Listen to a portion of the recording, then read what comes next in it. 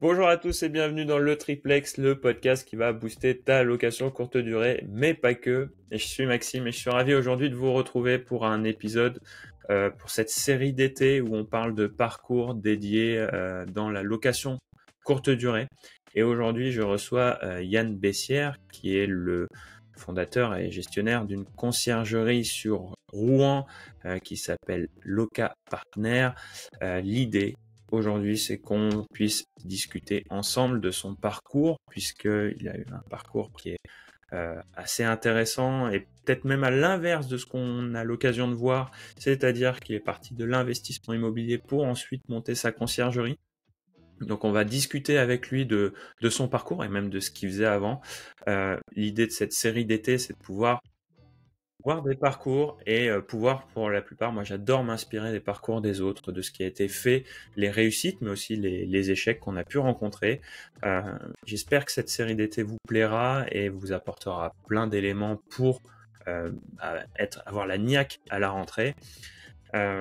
Avant de passer à l'épisode et de vous présenter plus en détail Yann, je vous rappelle qu'il est important de vous abonner au podcast sur vos plateformes d'écoute, que ce soit Spotify, Apple Podcast, Deezer notamment. C'est très important pour le podcast parce que ça nous fait remonter dans les algorithmes. Vous connaissez bien ça avec Airbnb et Booking. Et ben nous, c'est exactement pareil. Et si vous avez un peu de temps, pensez à nous laisser un commentaire. Ça nous fait toujours plaisir. Puis dernière petite auto-promo. Pensez à vous abonner à la newsletter du Triplex. Vous vous rendez sur le site le-triplex.com.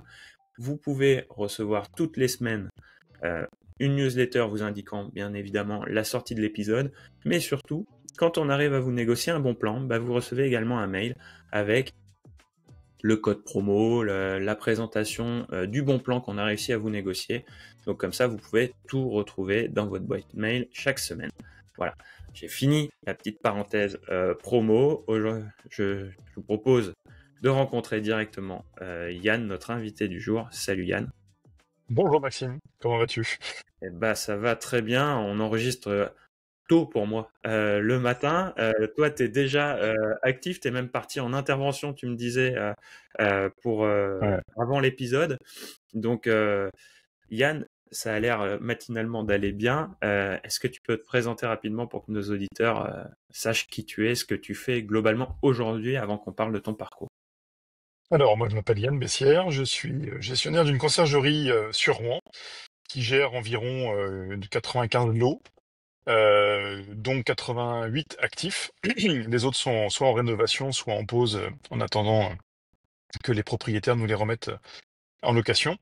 Et on est actif sur l'ensemble de la région rouennaise et avec une volonté de développement vers Louviers, Évreux, Le Neubourg, où on est déjà présent, et renforcer Verneuil-sur-Avre, où on est également présent dans le sud du département de l'Eure. Donc j'ai 52 ans et ravi d'être avec toi, Maxime, ce matin pour échanger sur le métier. On s'était rencontrés sur le salon de la location courte durée à Paris et on avait échangé, c'était vraiment très plaisant. Donc Ouais, ravi de te revoir ce matin. c'est le plaisir du Mm. salon de rencontrer les gens dans les allées. C'était comme ça, on s'est croisés. Je revenais d'aller prendre un Complètement, ouais. café, je pense. Moi, c'est toujours ce plaisir-là que j'ai sur les salons. C'est un peu les rencontres informelles qu'on fait, bien sûr, sur le stand, les gens qui viennent nous voir, mais également dans les allées du salon. Donc, c'était C'est un ça. plaisir. Et on s'est dit, voilà, pour cette série d'été, ce serait sympa que tu interviennes parce que tu as un parcours c'est pas atypique, on va pas non plus exagérer, Non. mais peut-être un petit peu spécial sur le côté l'investissement immobilier est venu avant le côté conciergerie. Et donc ça va, je pense que c'est ça qui va nous intéresser aujourd'hui.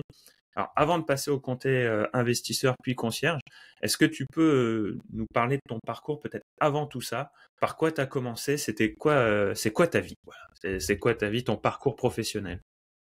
Alors mon parcours professionnel, il a démarré sur les chantiers à l'âge de 16 ans en stage et j'ai fait 30 ans de chantier. Formation, j'ai obtenu un BTS en 1994 et ensuite je suis parti à l'armée et entre L'âge de 16 ans et l'âge de 22 ans, j'ai fait tous des stages tout le temps, en permanence sur les chantiers. Pendant 3 mois l'été, je bossais tout l'été pendant que les autres allaient à la plage. Et j'ai commencé mon activité professionnelle sur Paris. J'ai gravi les échelons sur les chantiers au fur et à mesure. Au bout d'une trentaine d'années, j'étais gestionnaire de gros chantiers, des dossiers d'environ 30-40 millions d'euros de chiffre d'affaires, donc avec une très forte pression et puis beaucoup de déplacements. Et au fur et à mesure des années, ça a commencé à peser. Un jour est venue la décision de commencer à s'intéresser à mes propres intérêts. Voilà. Et c'est un métier extrêmement exigeant, la direction de chantier. Et, euh, et ça nécessitait un investissement à 200% vraiment pour et vers cette activité. Ce qui laissait peu de chance et peu de place pour pouvoir vraiment organiser un patrimoine par la suite. Il y a quelques événements dans mon activité qui ont fait que j'ai pris du recul et j'ai décidé de façon très claire, il y a eu une rupture en 2015 exactement, où j'ai pris la décision de vraiment mettre à profit mes compétences de travaux pour pouvoir m'occuper de mon propre patrimoine. Voilà. On avait déjà fait un premier achat avec ma femme il y a une vingtaine d'années, et qui était comme on fait, comme font beaucoup de nos clients en fait, prendre un petit appartement type studio, le meubler et puis en faire de la location longue durée. Pas forcément faire du LMNP parce qu'à l'époque ça n'existait pas forcément. Et puis en fait c'est pas des bons investissements. Mais c'est ce qui nous a mis une première pierre hein, pour un bâtisseur, une première pierre à l'édifice, et c'est ce qui nous a permis après d'envisager la suite. Un investissement en bon père de famille, pour reprendre Ouais, c'est ça. l'expression, sécurisé, patrimonial, quoi. Vraiment. Et puis il n'y a Ouais. pas de mauvais sujet. Tout le monde démarre par quelque chose, et ça a été très riche d'enseignements pour la suite des événements. Et ça, tu l'avais pris dans ta zone, dans la zone où tu vivais. Oui, on était persuadés que nos enfants allaient faire leurs études à Rouen, comme tous les parents normalement constitués. Toi, tu as des enfants du côté de Bordeaux, tu vas dire, ah, je vais acheter à Bordeaux. En fait, les enfants font pas du tout leurs études à Bordeaux. Donc voilà, on est clairement dans ce schéma des parents qui envisagent l'avenir pour leurs enfants. Et en fait, leurs enfants, ils font exactement ce qu'ils veulent, mais à des endroits complètement différents. Et en fait, ça nous a fait réfléchir sur les opportunités. Et puis, encore une fois, l'élément majeur, ça a été une vraie décision de ma part de vraiment de constituer un patrimoine. Ça faisait longtemps que je l'avais en tête. Et là, j'ai mis une grande partie de mon énergie à ça, en fait. Voilà. Et du coup, quand tu dis, tu as passé une grande partie de ton énergie à ça et que tu as opéré une rupture avec ton précédent job, c'est que tu t'es dit, j'arrête mon job dans les Non, chantiers et en fait, je me focalise uniquement sur l'invest ou... non, non, du tout. J'ai continué à fond sur les chantiers, mais en complément de ça, j'ai arrêté de regarder la télé le soir. Je me suis formé. Et puis on a le premier investissement, gros investissement qu'on a fait, c'est que j'ai acheté un terrain de 2500 mètres carrés et on y a construit deux très belles maisons dessus. Donc là, j'ai fait les maisons que je voulais avec le niveau qualitatif qui est celui qui est le mien. Et donc on a construit deux très très belles maisons, une de 140 mètres carrés habitables et une de 90 mètres carrés habitables, ce qui est quand même des très beaux produits avec des matériaux nobles, des d'ardoise, zinc, enfin, etc. Enfin, je me suis un peu fait plaisir, un peu trop même. Mais on a sorti deux vraiment produits patrimoniaux. Aujourd'hui, ça fait pratiquement une dizaine d'années qu'ils sont construits et sortis de terre, et on a toujours les mêmes locataires dedans. Donc, Oui, c'est ce que location longue j'allais dire. durée, Tu avais un objectif de location longue durée sur ces biens-là. tout à fait. Et Oui, donc, en on même a temps, créé quand tu ça construis... et on a fait ça dans un vecteur type SCI pour éviter de se faire complètement manger par la fiscalité qui est quand même assez confiscatoire dans notre pays si on n'y fait pas très attention. Voilà. Ouais, c'est vrai qu'il y a des leviers Hmm, d'optimisation. tout à fait. Ouais. Ouais. Et tu dirais que ton métier d'avant t'a servi pour la gestion de ces projets, dans le sens où, bon, j'imagine pour la gestion de la construction, tu avais certainement des matrices ou des process que tu avais l'habitude de Hmm. gérer, mais également peut-être pour la gestion des fournitures. une optimisation de ton investissement. Et ça t'a aidé? Comment dire, ça t'a mis le pied à l'étrier? Alors, T'as pu t'en servir? très clairement, bah, les compétences qui sont les miennes m'ont permis d'éviter d'avoir un maître d'œuvre à payer, puisque c'est moi qui ai fait la maîtrise d'ouvrage, maîtrise d'œuvre. Et également un certain nombre d'assurances, dès lors qu'on maîtrise ces sujets-là, ne sont pas obligatoires. Comment dire, les banques ne t'obligent pas à avoir une décennale sur tes produits réalisés. Donc du coup, c'est des très grosses économies lorsqu'on fait les constructions.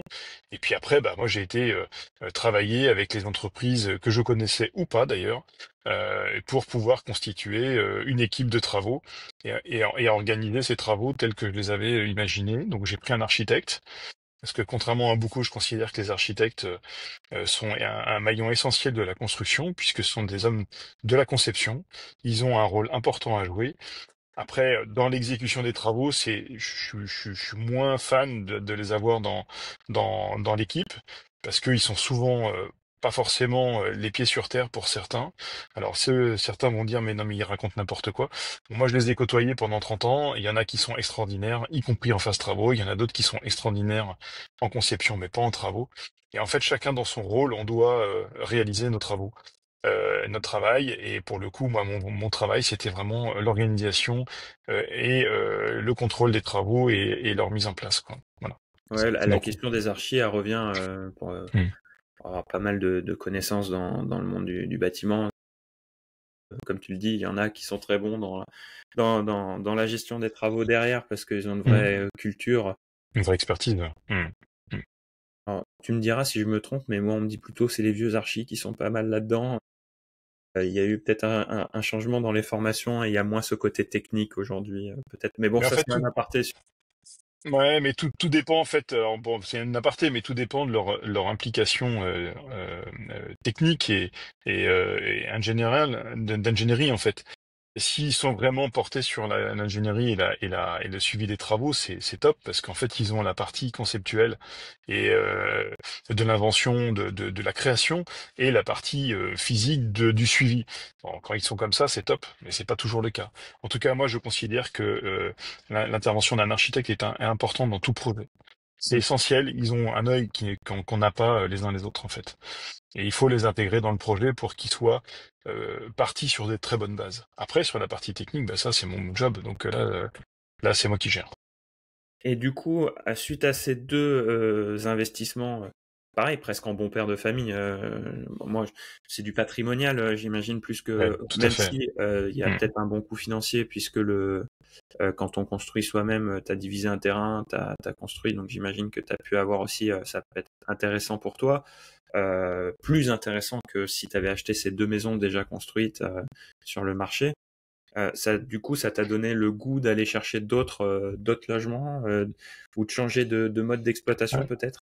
Alors, il force est de constater que mon boulot plus la constitution de ces deux maisons, ça a été un enjeu hyper important. Ça a été très compliqué en termes de temps, de travail, extrêmement fatigant. Bon, donc il a fallu, j'ai décidé de faire une pause après, en accord avec mon épouse.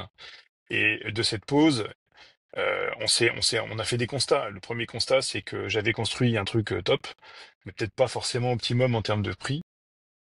D'un point de vue vraiment patrimonial, je le regrette pas, parce qu'on n'a pas la volonté de les vendre, ces maisons. On a l'objectif vraiment de les conserver longtemps. Donc on avait cet objectif de qualité. Néanmoins, les rentas, quand on est en location nue et qu'on a fait un super travail qualitatif, etc., même si on a acheté le terrain pas trop cher et qu'on l'a divisé, donc on a optimisé la construction, bah, force est de constater que les rentas sont pas présentes au rendez-vous. Bon. Donc, même si on a une stabilité de location, de locataire. Donc, pendant plus de 6 mois, j'ai fait pause et je me suis quand même rendu compte qu'il me manquait vraiment une formation et vraiment une vision que je n'avais pas sur l'aspect vraiment, comment dire, rentabilité, c'est-à-dire vraiment tourner vers la renta, sans jamais pour autant perdre la notion de patrimoine qui est ce qui m'anime. En fait, moi, ce que je veux, c'est faire un patrimoine qui me ressemble, c'est avec vraiment qualitatif et avec un objectif de conservation. Donc, à partir de là, euh, on referme pas mal le champ. Néanmoins, il faut quand même viser la rentabilité parce que c'est ce qui fait le nerf de la guerre. C'est si tu es en positif, bah ça roule. Si tu es en négatif, bah ça veut dire que, euh, comme beaucoup le disent, c'est de l'épargne forcée, quoi. Enfin, en fait, c'est la perte. C'est aussi simple que ça. Et donc, il faut travailler tous les leviers qui sont en notre capacité pour justement sortir de la renta et faire en sorte que cet ensemble de pelotes se rembourse par elle-même. Et donc, je me suis vraiment formé et là, j'ai pris 6 mois de formation, euh, tous azimuts. Donc, j'ai été sur YouTube, j'ai bouffé de la vidéo, j'ai bouffé des podcasts comme le tien. Pendant que j'allais sur Paris, sur la route pour aller suivre mes chantiers, pendant les 1 heure et demie ou à 3 heures de route que j'avais, je ne faisais que ça. J'écoutais pas la radio et j'ai pas écouté la télé pendant 4 ans, quoi. Et puis même aujourd'hui, j'ai pris cette habitude de pas regarder.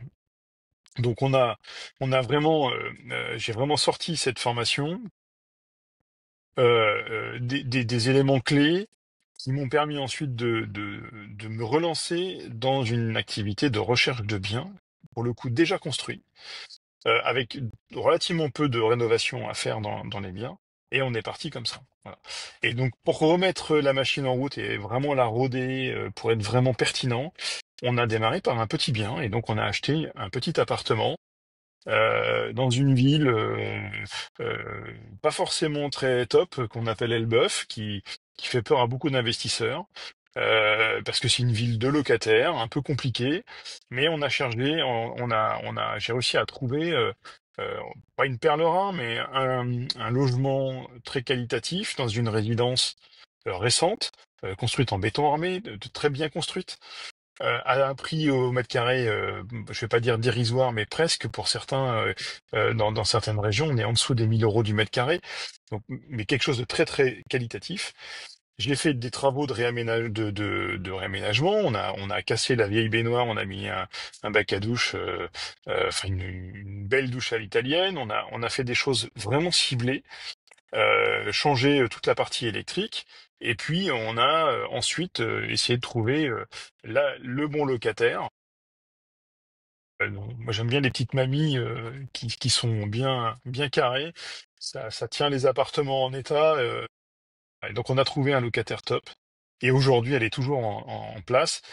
Et sur une location nue longue durée, on est à 13% de renta. Donc c'est des choses qui sont hyper intéressantes. Et force de cette expérience, alors après, on a mis l'accélérateur, on a acheté un immeuble de quatre logements, mais avec un terrain constructible, en hypercentre, à côté d'une gare.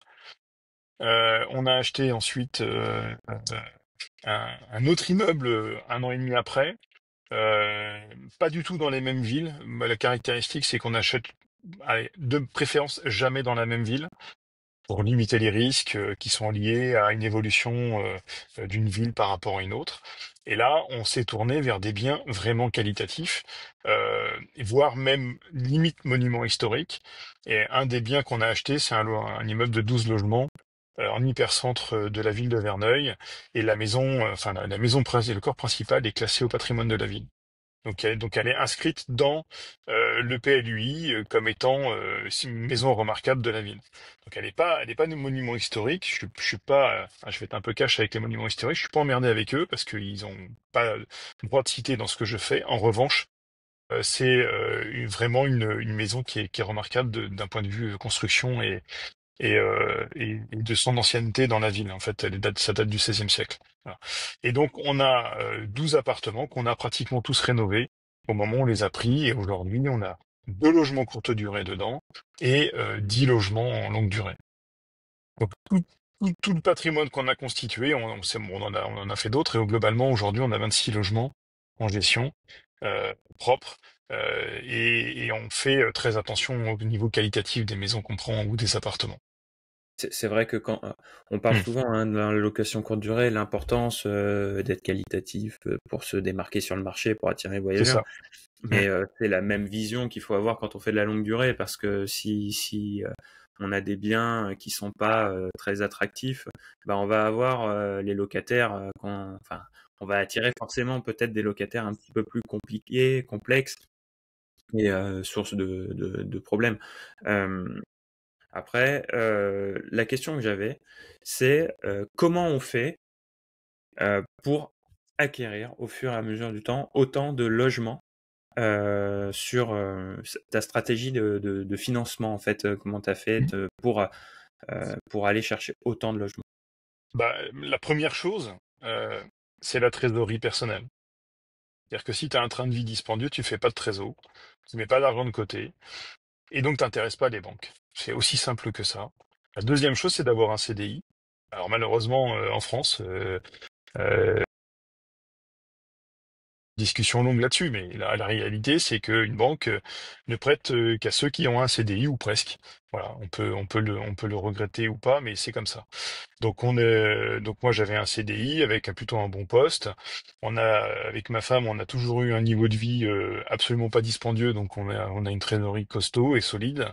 Et donc à partir de là, quand on allait voir la banque, qui nous a toujours suivis, on a toujours travaillé avec le Crédit Agricole. Alors c'est pas pour faire de la pub, mais depuis qu'on est jeune marié avec mon épouse, on est au Crédit Agricole, ils nous ont toujours suivis dans nos projets, que ce soit projet professionnel ou projet d'investissement. Et donc on a fait vraiment un travail de partenariat et à chaque fois qu'on leur apportait un dossier, le dossier était carré, on crée un PDF en expliquant qui on était, à chaque fois, hein, alors qu'ils nous connaissaient très bien, qui on est, qu'est-ce qu'on fait, quels sont nos objectifs, qu'est-ce qu'on a déjà acheté, comment on a fait pour avoir de la renta, on expliquait les rentas, etc. Enfin tout le projet et avec une orientation d'avenir aussi pour savoir exactement quels étaient nos objectifs. Voilà. Et à chaque fois, des projets sont passés. Donc parfois un peu difficilement parce qu'avec des très gros montants, hein, je pense notamment à l'immeuble de 12 logements à Verneuil, c'était quand même un très gros investissement. Donc à partir de là, il a fallu passer toutes les étapes de la validation et notamment de la négociation des taux d'intérêt qui ont fait un point important de cette capacité à investir. Mais la première chose, c'est la trésor. La deuxième chose, bah, il faut être un peu malin. Il faut trouver les bons produits. Il faut trouver des produits qui ont une capacité à être améliorés dans la rentabilité qu'on nous présente au moment de l'achat. L'exemple de Verneuil, on est passé d'un loyer global à 3 600 euros. Aujourd'hui, on est à plus de 6 000 euros de loyer. Donc on explique. Voilà. Donc c'est vraiment ce travail de recherche, d'analyse, de de de vérification en fait de la capacité à louer correctement l'immeuble et de sa rénovation qui ont fait une grande différence. Mais par contre, c'est pas un travail de feignant. Hein. C'est un énorme travail. Tous ceux qui disent que c'est fastoche et que c'est les doigts dans le nez, on arrive à faire un patrimoine de qualité, enfin, il faut qu'ils arrêtent de penser ça tous. Hein. C'est pas vrai. C'est pour ça Mm, que je te posais la question, mm, parce que mm, mm, de se dire, bah, je suis passé j'ai 26 logements, je suis propriétaire de 26 logements, mm. il y a beaucoup de raccourcis, et c'est pour ça que je voulais une réponse un Tu as peu raison. concrète, Ouais. parce que aujourd'hui, même nous, hein, on le voit à travers certains épisodes qu'on a pu faire, c'est de se dire, non, mais en fait, tu vas voir ta banque, et si tu as un bon projet, ils te prêtent. Ouais, mais c'est pas que ça en fait.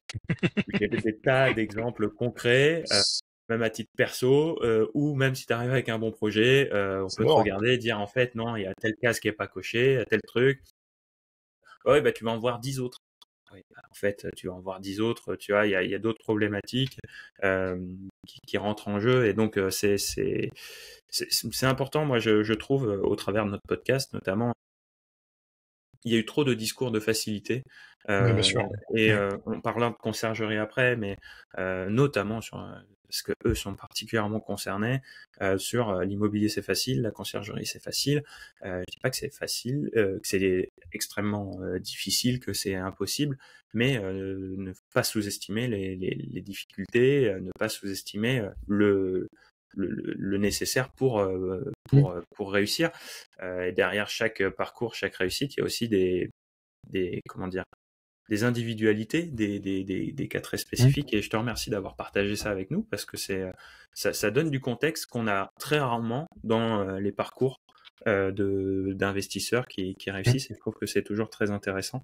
Je te disais de côté d'inspiration de cette série d'été, je te remercie parce que ça fait partie, tu vois, des éléments. Tu vois. Avec plaisir. Donc du coup aujourd'hui ton parc locatif, il est à quelle proportion en courte durée et quelle proportion en longue durée sur Eh ben, écoute, c'est pas compliqué. Il y en a sur les 26, il y en a 6 qui sont en courte durée. Ok. Et récemment, en fait, on a commencé à les faire juste avant que je change d'orientation professionnelle, la définitive, là, en abandonnant la partie chantier. J'en avais zéro. Hein. Il y a 3 ans, j'avais zéro bien en location courte durée. Et aujourd'hui, on en a mis 6 de nos logements. C'est-à-dire qu'à chaque fois qu'on a quelqu'un qui part et dont le logement n'est pas euh, vraiment optimum pour la location longue durée, nu, on le transforme, on met beaucoup d'argent dedans et on en fait un lieu extrêmement cosy, agréable. Et c'est ce qui nous permet de performer après ensuite sur les locations et la renta en fait des appartements. Un exemple simple, dans 2 immeubles qu'on a achetés, on a des logements qui étaient tout petits, en une vingtaine de mètres carrés, des chambres ridicules, limite sous les combles. Et en fait, à chaque fois, on a mis un billet entre 15 et 20 000 euros de travaux. On a transformé les espaces et on a recréé euh, une histoire pour un voyageur, en fait. C'est-à-dire que un voyageur, quand il rentre, il a envie de rentrer dans une entrée, il a envie d'avoir un séjour, il a envie d'avoir une cuisine, un endroit pour se poser, pour lire, un endroit pour manger, un endroit pour travailler, un endroit pour dormir, un endroit pour se laver. Et que ce soit quand on prend un logement de 15 mètres carrés ou de 150 mètres carrés, à chaque fois, on travaille ces espaces de façon extrêmement qualitative, et y compris dans des logements de 16 mètres carrés, on arrive à mettre toutes ces fonctionnalités-là. Et ça demande un gros travail de préparation, d'aménagement et de faire en sorte que ensuite l'expérience soit correcte. Donc, J'aime bien ton point de c'était des logements qui finalement pour la longue durée n'étaient pas les plus adaptés. Ça va peut-être choquer les Parisiens de se dire que 20 mètres carrés, c'est un petit logement parce que beaucoup en région parisienne, c'est pas si petit que ça finalement. Mhm. Mais c'est vrai que sur les marchés, je pense notamment en province, des logements de 20 mètres carrés, moi je prends dans les campagnes aux alentours de chez moi, il y en a des studios et des T2, Bien mais sûr, ça n'intéresse personne. Qui a envie de vivre dans un studio les personnes. à une demi-heure d'une métropole et encore une demi-heure quand ça roule bien, 1 heure et demie quand il y a les bouchons. Donc c'est vrai que c'est des biens qui sont pas qui n'ont pas de marché, un vrai marché locatif durable. C'est-à-dire que Mhm. tu trouveras toujours un locataire, mais tu vas avoir un turnover important, de l'insatisfaction finalement. Tu auras peut-être des étudiants, mais du coup ils seront pas satisfaits parce que ils sont pas à côté de leur lieu d'études. Ça restera pas. C'est des biens qui sont pas forcément adaptés au marché. Tout à Et fait. j'aime bien ton point parce que ça vient aussi un peu, euh, on le voit avec toutes les critiques anti-location courte durée, anti-Airbnb, de se dire ouais ça enlève du parc des logements du parc locatif. Oui, dans certaines villes c'est la Mhm. vérité, mais dans d'autres, en fait, il y a des logements qui existent qui sont pas du tout adaptés aux besoins de logement des gens. Tu vas pas mettre une famille avec 2 enfants dans un 19 mètres carrés. Et si tu n'as pas de lieu d'études aux alentours, tu vas pas avoir Mhm. forcément de personnes qui vont avoir besoin. Par contre, des voyageurs qui vont venir et qui vont dormir dans le logement et qui vont pouvoir apporter un peu de dynamisme économique à la commune où tu es installé, ça par Mhm. contre c'est une vérité, tu vois. Donc Tout à fait. j'aime bien ton analyse, je te la reprendrai certainement, tu vois. Parce que Sans problème. j'aimerais bien peut-être faire j'ai toujours l'objectif d'avoir un élu. Ça fait partie, tu sais, de ma checklist, Alors, d'objectifs. tu peux cocher la case avec moi, parce que moi, je suis premier adjoint de ma commune. Ah ouais, ah ben, non, mais moi j'en veux un entier Airbnb. J'aimerais Ah bien. bah, Mais alors c'est très intéressant. Alors c'est un sujet, on peut en parler pendant des heures. Le sujet de la longue durée, de la courte durée, du logement, de la politique du logement, de l'aménagement du territoire, c'est un sujet mais qui est éminemment complexe. Et ce qui caractérise une grande partie de la classe politique aujourd'hui, c'est la fausse simplicité avec laquelle ils en parlent.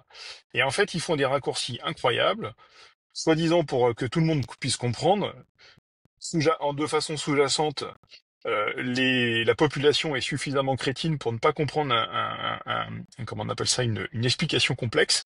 Parce que je combats fondamentalement tous les jours, euh, à titre perso et au niveau de mes occupations d'adjoint au maire.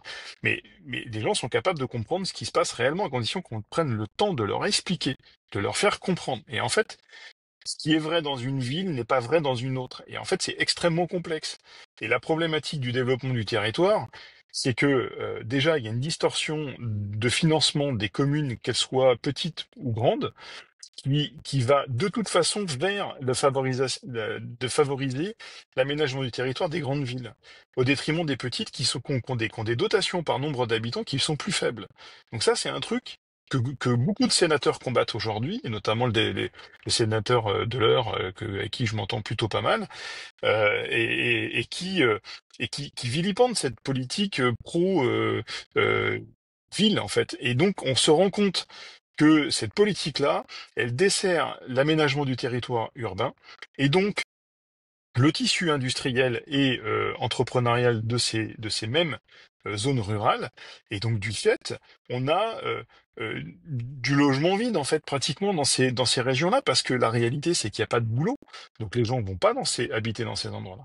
Et on a une concentration de la population dans des centres hyper urbains qui sont très compliqués, qui sont surtendus.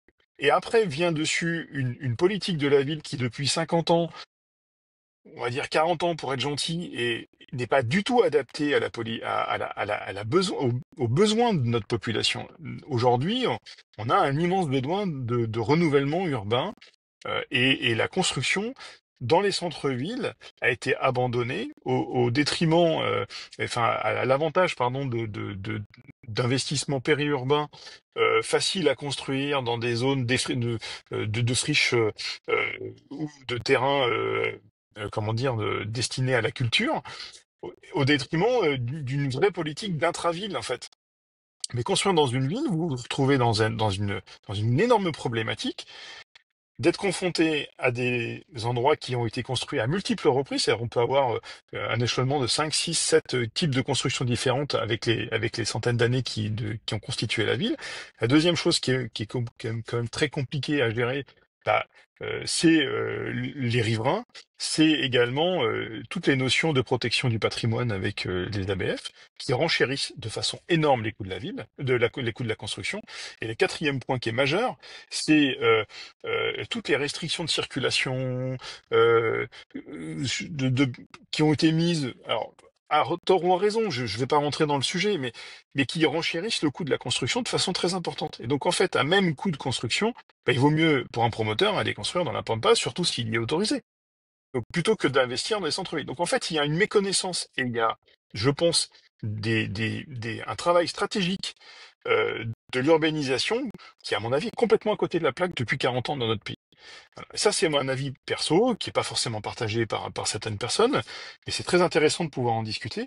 Et quand on comprend ça, on comprend aussi que derrière, des politiques, pour cacher cette évidence, que eux parfois connaissent, vont vilipender en pointant du doigt une activité qui est relativement marginale quand même dans le pays par rapport au nombre de logements, qui est la location courte durée. Alors certes, et je veux surtout pas tomber dans l'écueil de dire qu'il n'y a pas de problème avec la location courte durée, dans certains spots touristiques, effectivement, il faut réglementer parce que ça devient déraisonnable d'en avoir autant. Mais la réalité, c'est que dans plein d'autres villes, je pense notamment à Rouen, dire qu'il y a un problème avec la location courte durée, c'est faux, c'est archi faux. Nous, on a une autorégulation parce que de toute façon, les rentas on a un marché qui commence à se saturer. Donc on a des rentas sur des appartements qui sont pas de bonne qualité, qui sont en train de baisser. Et derrière, on a une augmentation du prix de la location longue durée. Et donc clairement, on a des logements qui sortent du parc parce que il n'y a plus l'intérêt que pouvait revêtir cet investissement. Donc le marché s'autorégule dès l'instant où il y a suffisamment de logements pour tout le monde. À partir du moment où il y a pénurie, la courte durée n'est qu'un fait, un phénomène d'amplification. Et méconnaître ça, c'est prendre des mauvaises décisions pour l'avenir de toute façon. Voilà. Donc mais ça, je pourrais Et en parler pendant des heures de ces sujets-là parce que c'est c'est un, c'est des sujets qui me tiennent à cœur vraiment. c'est un sujet Ouais. que j'aime beaucoup. Alors moi, avant Hum, de devenir à courte durée, j'étais hum, dans un milieu, j'étais dans les transports en commun, donc forcément hum. très impacté par Bah la oui, politique aussi. Et c'est vrai que c'est des sujets faciles, je trouve, pour taper dessus. Finalement, et en fait, quand on regarde la réalité plus proche, c'est plus complexe que ça. Et bien sûr. bien sûr, il y a des Hum, effets loupes incroyables avec des villes où c'est problématique. Prends le cas, là c'est très à la mode, là il y a les fêtes de Bayonne, Biarritz, hum. Bayonne, toute la côte basque. Effectivement, là il y a certainement, très certainement même une problématique comment dire, de surcharge de ce type d'exploitation. Mais moi je prends par exemple mon village où je suis, là c'est très bénéfique parce qu'il y en a pas beaucoup. Ça amène Bah de oui. la taxe de séjour. La taxe de séjour, si ça se trouve, ça ramène, je sais pas moi, 3 000, 4 000 euros. Alors on dit, tiens, c'est pas grand-chose. Mais à l'échelle d'une commune, 3 000, 4 000 euros, bah, ça Avec les rénove une baisses des terre. dotations, c'est hyper important. Enfin, je veux dire, Et c'est une manne financière importante. on se rend pas compte, mais les petites communes, 3 000, 4 000 euros, elles sont à regarder ces lignes-là, hein. Bien sûr. Quand on commence à Hum. couper l'éclairage la nuit, c'est que on est à ce niveau-là. Donc, Tout à on fait. va fermer la parenthèse politique, Ouais, bien sûr. mais c'est très intéressant d'avoir aussi, tu vois, dans ton parcours, on n'en avait pas parlé, ce rôle d'élu. Euh, mais voilà, c'est très intéressant et je reviens sur le fait de dire qu'il y a des logements qui sont peut-être pas adaptés à la location courte durée ou moins adaptés et qui vont par contre mieux trouver leur marché sur la location courte durée. Et cet équilibre-là est très intéressant également. On parle aussi du fait que pour faire de la location courte durée, les logements doivent forcément être plus mieux aménagé, peut-être plus peut-être pas éco-responsable, on va pas déconner, mais de dire mieux isolé parce que c'est le propriétaire de toute façon qui va payer les factures à la fin du mois et pas le Bah locataire. Donc oui, ça, ils et, le comprennent dans un deuxième temps. Alors nous, on a un très gros travail d'explication auprès des propriétaires de ce qui va se passer dans leur logement. Et donc, le premier rendez-vous, que moi j'appelle le rendez-vous d'expertise, il est essentiel. En fait, c'est là où on va expliquer aux gens comment ça va se passer et le travail qui doit être réalisé pour éviter qu'ils aient des grosses dépenses, notamment d'énergie. Donc ça, c'est un vrai enjeu en fait, hein.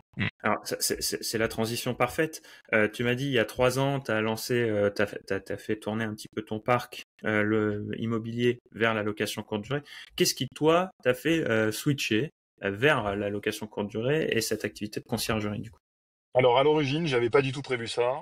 Quand j'ai eu l'opportunité de partir de mon activité de direction de travaux, j'avais qu'une volonté, c'était de continuer à investir euh, pour mon parc privé et ne m'occuper que de ça.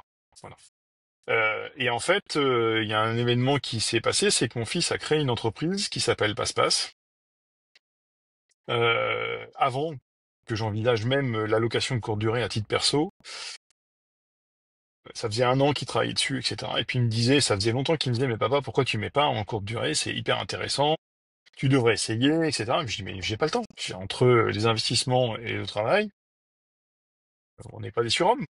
J'ai pas ce temps de travail. Et donc, il a développé son activité. Il a créé un outil qui est hyper puissant sur l'automatisation et sur l'organisationnel du travail de la courte durée. Et ça, je ne le savais pas encore.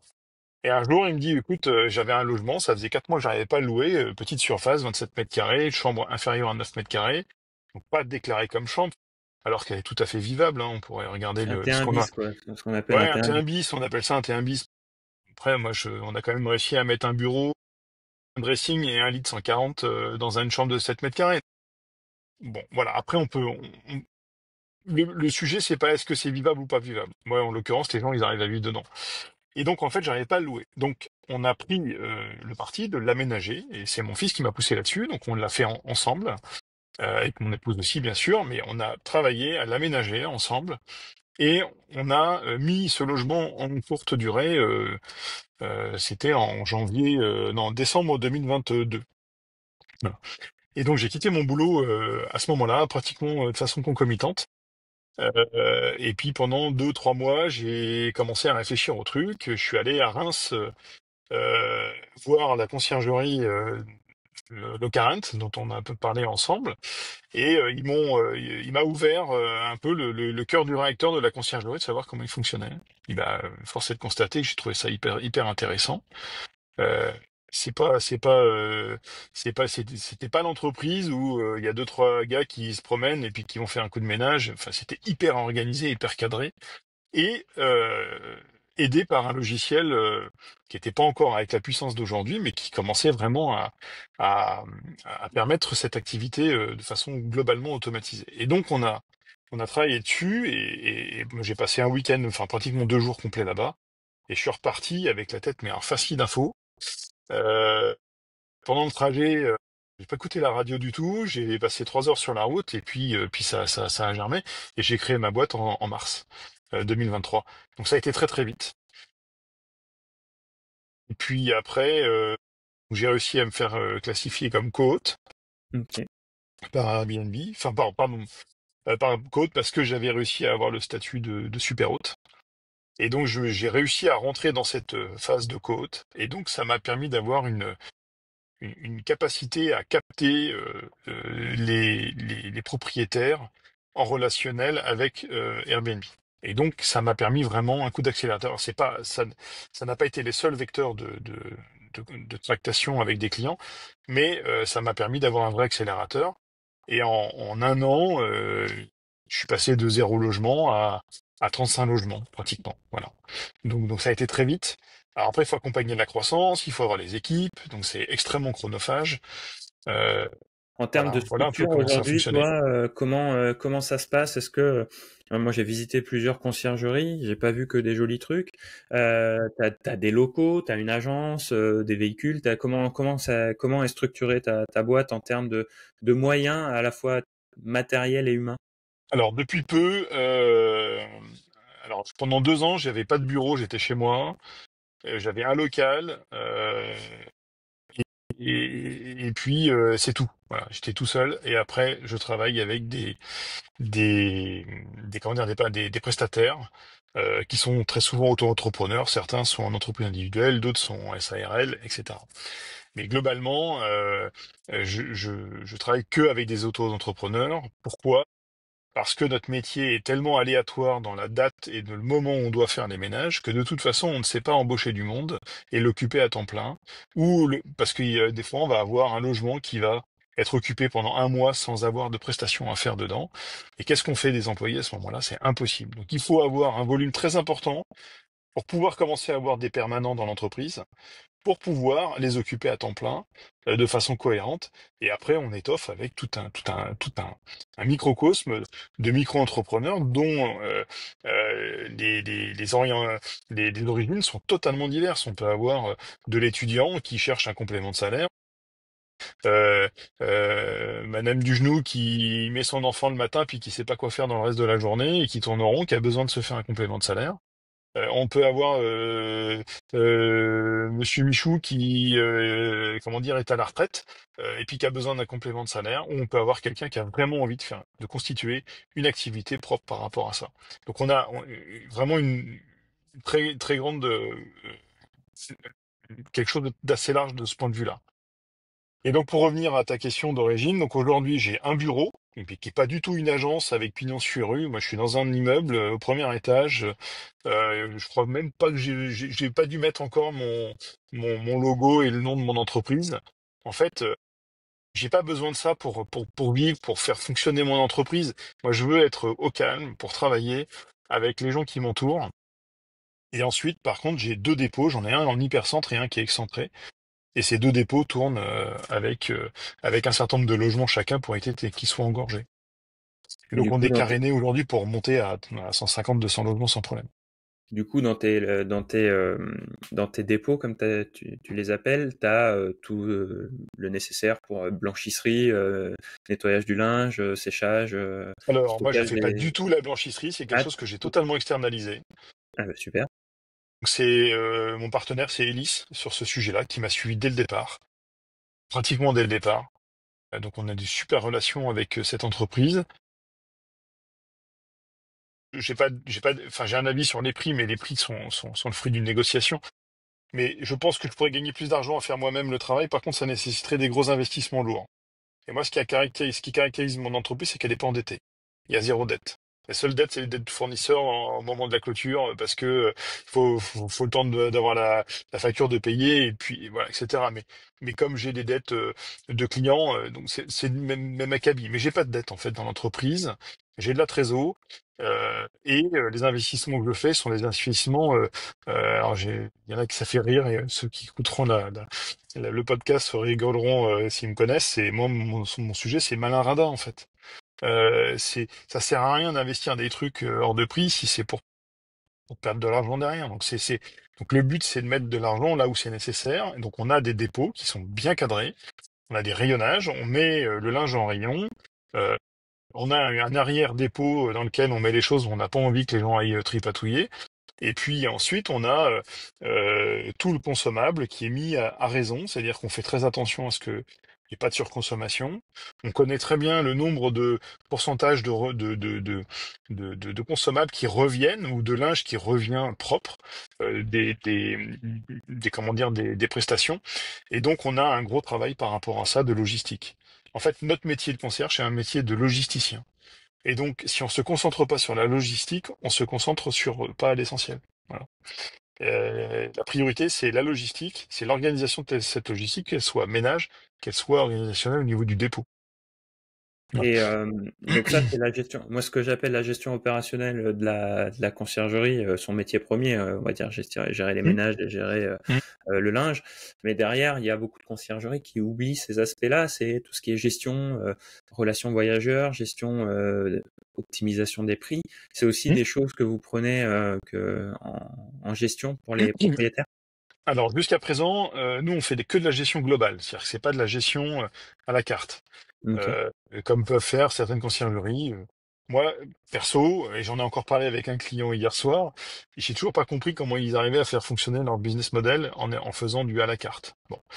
Euh, Moi, je considère qu'on a un métier qui doit être fait de façon vraiment complète, avec une cohérence de vue. La cohérence, elle va de l'expertise lorsqu'on va sur place pour vérifier et comprendre comment fonctionne un appartement, un immeuble, une maison. Parfois, ça peut être très complexe, parfois, ça peut être simple. Ensuite, il y a toute la partie accompagnement, donc photographie, création des annonces. Dans cette partie-là, bah, c'est moi qui l'a fait de façon prioritaire, parce que c'est très important de bien caréner une annonce. Depuis peu, j'ai une alternante qui est rentrée dans l'équipe et que je forme actuellement à faire toutes ces étapes-là. Et la chose qui suit après, c'est le lancement de l'annonce et son management. Son management, il est double. Il est au niveau des prix, bien sûr. Il faut travailler le pricing. Et puis à côté, il faut travailler la messagerie. Et la messagerie, c'est le seul élément tangible qui nous rapproche des voyageurs. Nous, on fait pas d'accueil physique, parce Mhm. que je considère que mon temps vaut plus cher, et beaucoup plus que d'attendre des gens qui sont en retard et qui préviennent pas. 90% de la population fait ça. Ah bah oui, mais non, j'ai été pris dans un embouteillage, mais j'arrive dans 2 heures. Puis en fait, 2 heures après, ils sont toujours pas là. Donc nous, ça a été éradiqué d'office, on ne fait pas d'accueil physique. Y compris sur les très belles villas à 300 mètres carrés, de piscine, etc., ça en fait pas. Et donc, on se concentre sur la relation que l'on essaye de construire de qualité avec les voyageurs. Et ça, il faut maîtriser la communication sur les plateformes.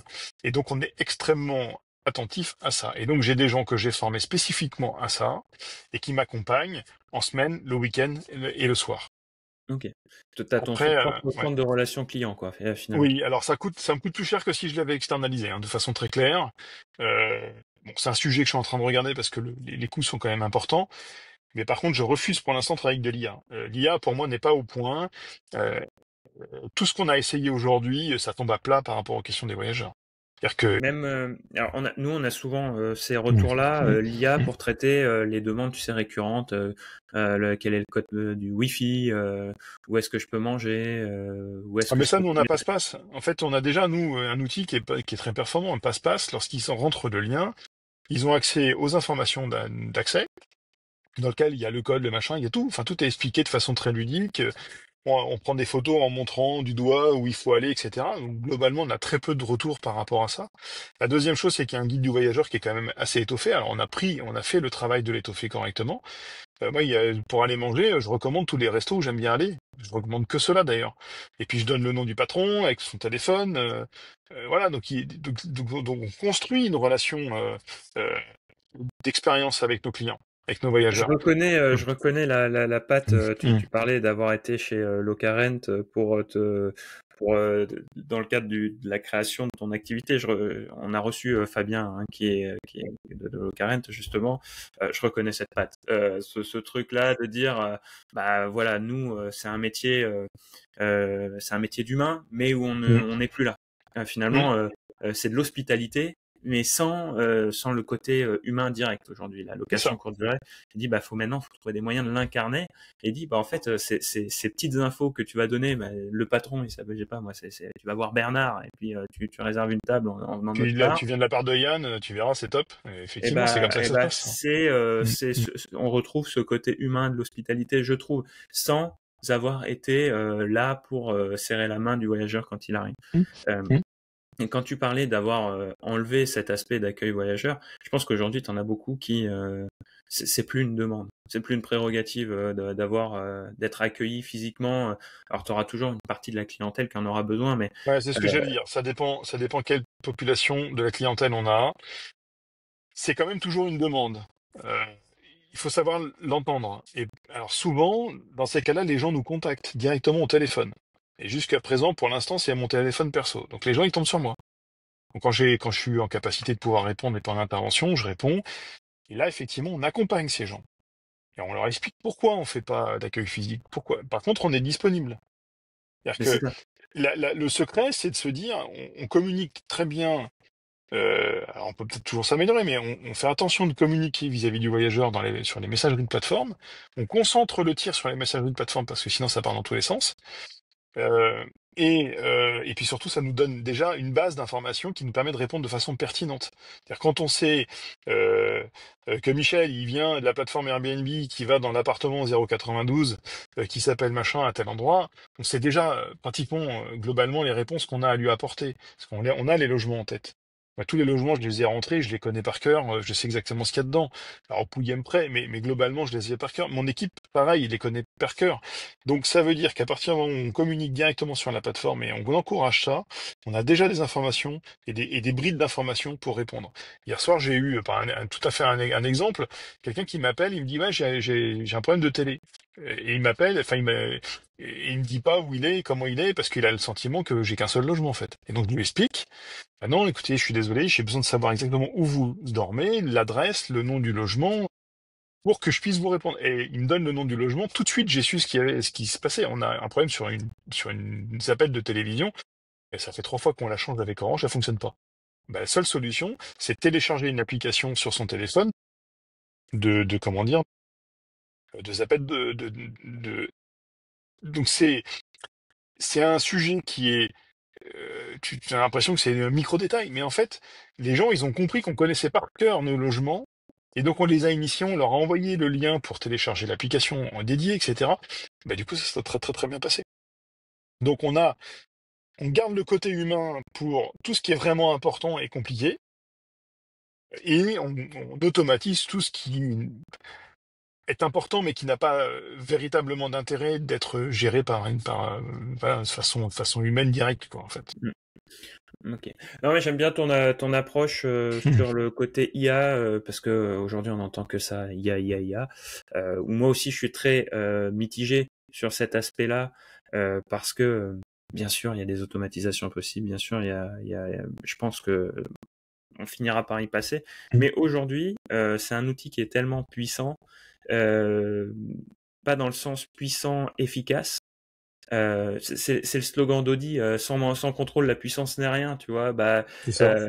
aujourd'hui, on n'a pas l'aspect contrôle de cette IA, dans le sens où on n'est pas, c'est difficile de la cadrer pour pouvoir l'utiliser comme on le souhaite. Et tu vois, moi, je prends souvent l'exemple, on a notre agence, Macomimo, où on fait des sites internet. Et on me dit, ouais, mais aujourd'hui, avec l'IA, on peut faire un site. Je fais, oui, mais aujourd'hui, quelqu'un qui veut faire un site, c'est un peu comme la cuisine. Moi, je vais lui mettre 20 ingrédients, fais-moi un plat de grand chef.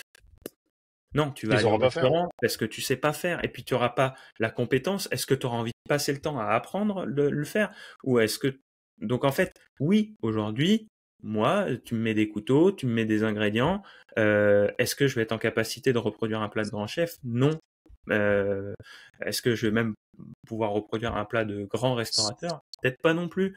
Et ben l'IA, c'est pareil aujourd'hui, c'est de se dire, bah en fait, tu vas peut-être pouvoir atteindre certains trucs, mais ceux qui y arrivent, c'est qu'ils ont déjà quand même pas mal de background derrière, qu'ils ont pas mal de niveau de formation, et que finalement, moi par exemple, je fais des rédactions d'articles de blog, je me fais accompagner par l'IA, bien sûr,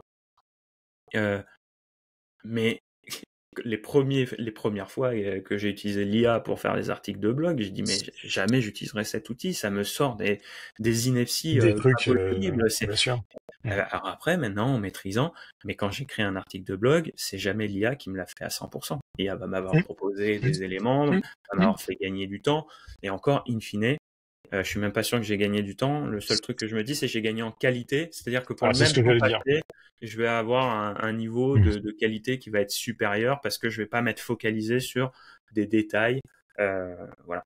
Donc, je pense que la relation voyageur, ça va être la même chose. Je te disais avant, quand on préparait l'épisode, que moi je venais du monde des transports en commun. L'IA, il y a déjà 6 ans, c'était une question qui était posée parce que tu avais des demandes récurrentes. Par exemple, une petite mamie qui était perdue dans une gare et qui voulait savoir quand est-ce que passait son TER, quelle était la valeur ajoutée d'un conseiller humain physique à répondre à cette question pour lire une fiche horaire et lui donner sa valeur ajoutée, c'était l'empathie. Mais au niveau informationnel, ça ne servait à rien. Par contre, c'est vrai que quand tu avais une mamie paniquée de savoir si elle allait pouvoir rentrer chez elle, je prends toujours le cas de la mamie parce que c'était mon avatar client, mais l'IA ne saura jamais la rassurer. Il va lui donner les horaires, mais il sera jamais lui dire non, vous inquiétez pas, madame, votre train il arrive. Ah, mais Il- c'est un et, énorme problème, en fait. et quand on est dans l'hospitalité, donc la location courte durée, il y a aussi ce côté empathique. Vous imaginez, vous avez vu votre logement, vous êtes monté dans votre logement, vous avez ouvert la boîte à clés 2000 fois sur les 3 dernières années. Vous connaissez par cœur le logement, vous savez quelle marche craque dans l'escalier. Votre voyeur, c'est la première fois qu'il arrive dans la ville d'où vous avez votre location, dans la rue où vous êtes, dans le hall de l'immeuble, dans l'escalier, tout est nouveau. Donc, il faut imaginer qu'il y a beaucoup de gens que ça peut paniquer. Voilà, donc il faut de l'information claire, de l'empathie. Et pour Ouais. l'instant, je suis persuadé que l'IA, même si ça va faire des beaux messages, des choses comme ça, ne va pas avoir ce côté empathique. Ouais, mais les beaux messages, parfois, ils sont pas forcément productifs. C'est-à-dire que tu peux avoir un très beau message, limite langue de bois, en fait. Comme tu peux Ouais, trouver ouais. dans les réponses Airbnb, quand tu as un problème, il dit on s'excuse, on vous comprend, on machine. En fait, on est énervé de ce type de réponse parce qu'elle n'est pas adaptée à notre demande. Donc moi, ce que je vis aujourd'hui avec des Airbnb, des bookings qui sont complètement à côté de la plaque dans la manière de répondre avec leur système IA, je veux surtout pas le faire vivre à mes voyageurs parce que je sais le résultat qu'on va avoir. La plus grosse problématique, nous, auquel on est confronté, c'est de faire arriver à, à ce que chacun des voyageurs qui va arriver dans nos logements ait pris la peine de regarder l'application passe-passe avec toutes les indications pour qu'ils puissent rentrer dans l'immeuble. Et ça, on a encore un pouillème de nos voyageurs qui ne prennent pas la peine de préparer leur voyage. En fait, ils considèrent qu'ils vont tout trouver au dernier moment. Et la grosse problématique, et notamment avec les étrangers, c'est qu'ils n'ont pas forcément les connexions Internet qui vont bien, ils n'ont pas forcément préparé leur voyage en amont, et on se retrouve avec des situations assez complexes où des gens euh, ont des connexions téléphoniques qui sont compliquées parce que l'opérateur passe pas, etc. Et là, on est confronté à ça. Et donc forcément, on aura beau mettre de l'IA, du machin, ça changera rien. Et il faut vraiment, là, pour le coup, adapter une communication. Et parfois, une communication moins léchée, c'est-à-dire beaucoup plus directe, permet d'être beaucoup plus efficace parce que ça va interpeller la personne. Et ça, on n'a pas cette communication-là avec de l'IA. Moi, j'ai déjà fait des messages IA tout bien carrossé, tout léché, tout mignon et tout, et ça tombait à plat. Et à un moment, j'ai dit, mais non, ça marche pas. Donc, au lieu d'avoir 50 mots, on en a réduit à 3 ou 4. Quand on dit il faut aller voir, bah il faut aller voir. Et il y a pas à tortiller, en fait. C'est comme ça que ça doit se passer. Et si les gens ne le font pas, bah, après, on a des problèmes. Donc, il faut être très direct. Nous, on travaille beaucoup avec l'IA aujourd'hui. Tous les jours, on est dessus. Par contre, la communication, elle reste humaine. Parce que c'est essentiel. Mm. Bah, écoute, je pense que on s'était dit qu'on ferait un épisode d'1 heure. Bon, bah, on arrive On au y est terme presque, hein. de cet épisode. Ouais. J'espère. Enfin, moi, j'ai trouvé ça très très intéressant. Honnêtement, je pense qu'on pourrait encore facilement parler 1 heure Sans problème. Ouais. de l'activité de location courte durée. Je pense que tu as une vision Mm. qui est très intéressante à écouter. Moi, ce qu'on peut faire, c'est vous êtes de plus en plus à nous laisser des commentaires, notamment sur Spotify, où on est présent aussi sur YouTube. Ça, vous avez l'habitude, mais sur Spotify, maintenant, vous pouvez laisser des commentaires sous les épisodes du podcast. Donc, on tâche d'y répondre le plus rapidement possible. Mais si vous avez des questions pour Yann, n'hésitez pas. Moi, je lui transmettrai après pour avoir sa Avec réponse. plaisir. Mm. Et vous me laissez les commentaires. Est-ce que tu as un site internet, par exemple, si vous voulez aller voir ta conciergerie Alors, j'ai un site internet, tout à fait. Donc, c'est locapartner.com, tout simplement. Voilà. Donc ils verront dessus tous les items qui permettent de prendre en gestion un appartement ou une maison, avec parfois aussi un travail sur la partie questions-réponses, sur toute la partie fiscalité, réglementaire. Alors, il manque une petite mise à jour depuis la loi Le Meur de novembre, parce que j'ai pas eu le temps de m'en occuper. Mais globalement, on a un site qui, dans les questions-réponses, est très pertinent sur cette attention sur la réglementation et sur le côté fiscal. En fait, on n'a pas pour vocation d'être fiscaliste, hein, c'est pas notre métier. En revanche, mon expertise et l'expertise de mon équipe, c'est d'attirer l'attention à nos propriétaires que tout investissement, s'il n'est pas fait avec une dimension fiscale, est un investissement qui perdra de l'argent de façon systématique.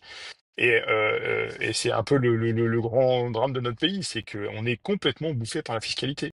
Complètement. Et donc il faut être plus malin, travailler ces sujets-là qui sont totalement essentiels au fait de ne pas perdre de l'argent parce que on peut très vite perdre beaucoup d'argent sur un logement. Et c'est ça qu'il faut être vraiment vigilant.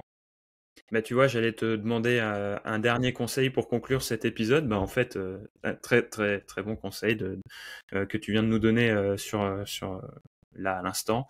Je te remercie Yann pour cet échange, d'avoir pris le temps, malgré les interventions et les obligations opérationnelles de ta conciergerie. Mais du coup, Pour on ceux était qui dans nous la voiture, verront, je suis bien dans ma voiture en fait, c'est un bon salon. pour ceux qui nous verront en vidéo, verraient Yann est en voiture parce que justement, tu as appelé sur une urgence au moment avant d'enregistrer l'épisode. Donc, heureusement, tu as une bonne connexion. Ouais, c'est Mais bon, là, tout va bien. Mm. Et voilà, donc merci vraiment Yann d'avoir participé. J'espère que cet épisode d'été vous aura plu. Si vous l'avez écouté en allant à la plage, si vous avez l'occasion déjà de prendre des vacances et que vous l'avez écouté pendant vos vacances, et je pense à tous ceux à toutes les conciergeries qui continuent à bosser cet été parce que c'est le pic de saison. Je vous souhaite très bon courage. J'espère que cet épisode vous aura inspiré comme l'objectif qu'on s'était fixé avec Samy avec cette série d'été. Et je vous rappelle, si vous avez des questions à poser à Yann, vous les mettez en commentaire, on lui transmettra et on vous transmettra ensuite sa réponse avec grand plaisir. Merci Yann Merci pour cette Maxime intervention. Je pour te cet souhaite une échange très très bonne sympathique. journée et À très bientôt. à très bientôt. Et puis à nos auditeurs, je vous dis à la semaine prochaine. Ciao. Merci.